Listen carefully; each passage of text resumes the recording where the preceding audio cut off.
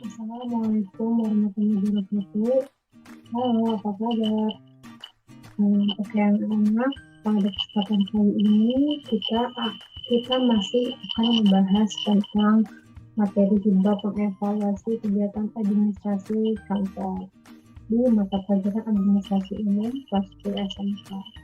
Nah, pada materi sebelumnya kita sudah membahas tentang pengertian dari laporan. Jadi kegiatan mengevaluasi itu sangat erat kaitannya dengan membuat laporan ya. Nah, jadi laporan itu adalah sebuah fakta. Kegunaan laporan itu ada 5, seperti dibahas sebelumnya. Kemudian pada materi ini juga kita membahas ciri-ciri laporan, macam-macam laporan yang ada 5 jenis. Dan sekarang kita akan masuk ke dalam materi sistematika laporan. Seperti yang kita bahas bahwa salah satu dari ciri-ciri laporan itu adalah adanya urutan yang sistematis, yaitu ringkas, logis, lengkap, dan urutan laporan itu berurutan gitu ya, agar terlihat rapi. Kemudian seperti apa sih sistematika laporan itu? Pada dasarnya sistematika laporan itu bermacam-macam ya.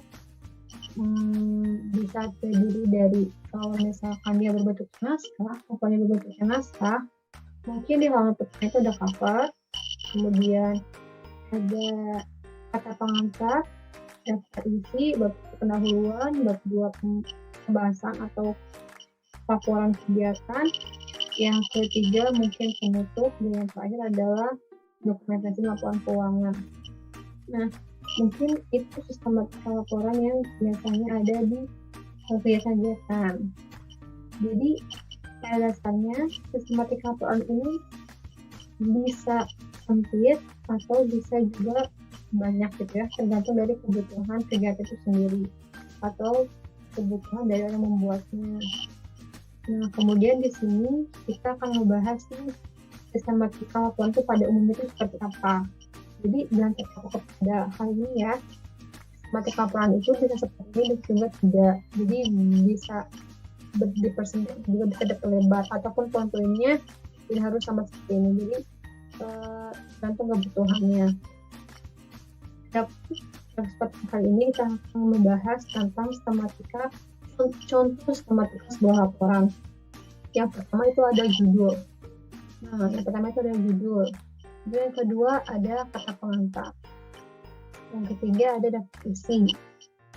Yang selanjutnya ada bab pendahuluan. Nah, bab pendahuluan ini terdiri dari nama kegiatan, latar belakang, tujuan, target, sasaran kegiatan, waktu dan tempat pelaksanaan, kemudian panitia pelaksana. Kemudian di bab kedua ada realisasi kegiatannya. Ada dia memaparkan persiapannya seperti apa, yang teknis, persiapan teknis seperti apa, kemudian ada pelaksanaan, laporan kegiatannya seperti apa, pas kegiatannya seperti apa, yang memuat kendala-kendalanya, yang memuat rekomendasi kegiatan selanjutnya. Kemudian di bab ketiga itu ada evaluasi dan kendala, yaitu ada evaluasi ya, evaluasi seperti apa, perbaikan kegiatan seperti apa, seperti apa, dan solusi seperti apa. Kemudian di bab 4 itu ada penutup. Nah, itu biasanya dari kesimpulannya saja seperti apa. Kemudian di selanjutnya lampiran itu bisa kalian masukkan laporan keuangan, atau juga bisa kalian memasukkan dokumentasi kegiatan seperti apa, kemudian bisa masuk seperti apa, dan lain-lain seperti itu. Nah, ini adalah contoh urutan dari sebuah laporan.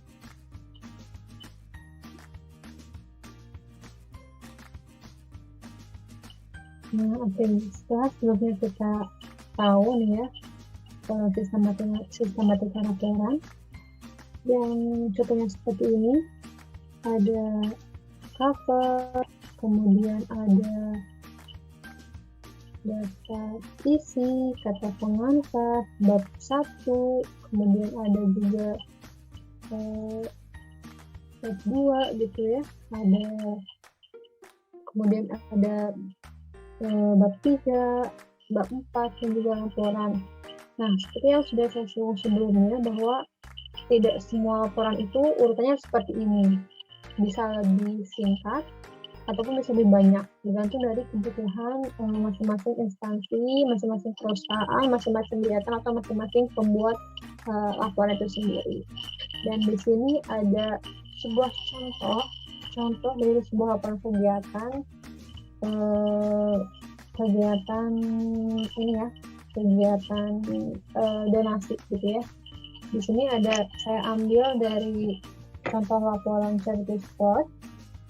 Jadi yang pertama di halaman pertama itu dia ada cover ya, ada nama laporan, kemudian ada jenis kegiatannya apa, kemudian ada logo, kemudian ada kontak yang bisa dihubungi gitu ya, identitas dari komunitas ini. Kemudian di halaman berikutnya itu ada kata pengantar. Jadi kata pengantar sama seperti kata pengantar kalau kalian bikin makalah, nah nggak terlalu jauh beda lah kata pengantarnya ya. Kemudian di halaman berikutnya dia langsung masuk ke latar belakang dari komunitas tersebut. Kalau kalian mau masuk daftar isi itu boleh gitu ya, tapi kalau di sini mereka tidak memasukkan daftar isi, jadi langsung ke latar belakang. Boleh nggak seperti ini? Ya boleh gitu ya. Kalau misalkan memang tidak dibutuhkan seperti itu. Jadi di sini ada latar belakang atau penjelasan tentang apa sih itu charity spot atau komunitas tersebut, dan ada oh ya kegiatan apa aja sih yang sudah dilakukan gitu ya. Kemudian ada visi misi dari komunitas tersebut, itu dijelaskan juga di halaman selanjutnya. Kemudian di sini di halaman berikutnya langsung masuk ke dari laporan tersebut atau isi dari laporan tersebut. Yang pertama bahas tuh tentang kegiatannya ya. Jadi di sini ngebahas tentang kegiatan apa yang dilaksanakan di laporan ini gitu. Apa sih yang dilaporkan pada laporan ini, kemudian ada deskripsi kegiatannya seperti apa, ini ada deskripsi kegiatan, ini juga tentang deskripsi kegiatan, kemudian susunan panitia kalau ada gitu ya, kalian jelaskan juga di poin selanjutnya gitu. Kemudian ya ini dijelaskan lah isi kegiatannya seperti apa ya, jadi dia tidak dibagi-bagi per dua, tapi langsung dibagi-bagi per poin seperti itu. Boleh nggak seperti ini? Boleh gitu ya, kalau misalkan memang ini seperti ini gitu. Tapi kalau misalnya memang sudah ada sistematika dari perusahaannya sendiri gitu ya, ataupun dari komunitasnya sendiri harus saklek seperti A, B, C, D, maka ikutin saja. Nah, kemudian di lampiran, nah jangan lupa gitu ya, kalau di laporan itu pasti harus ada tanda tangan gitu ya, tanda tangan pembuat laporan dan juga tanda tangan dari pimpinannya atau ketuanya gitu. Kemudian di lampiran itu ada 4 poin lampiran, ada dokumentasi, kemudian ada hal lain yang memang perlu dilampirkan gitu ya. Jadi sini langsung masuk ke lampiran, jadi ada foto-foto gitu ya, ada foto-foto dimasukkan, kemudian ada ya ada di sini ada laporan keuangan, ini contoh laporan keuangannya gitu ya, seperti ini sederhana sekali, bisa diikuti gitu ya. Nah ada laporan keuangan, jadi laporan keuangannya pun bisa disesuaikan dengan kebutuhan seperti itu. Nah kemudian ada laporan keuangannya dan itu yang lupa ditandatangani.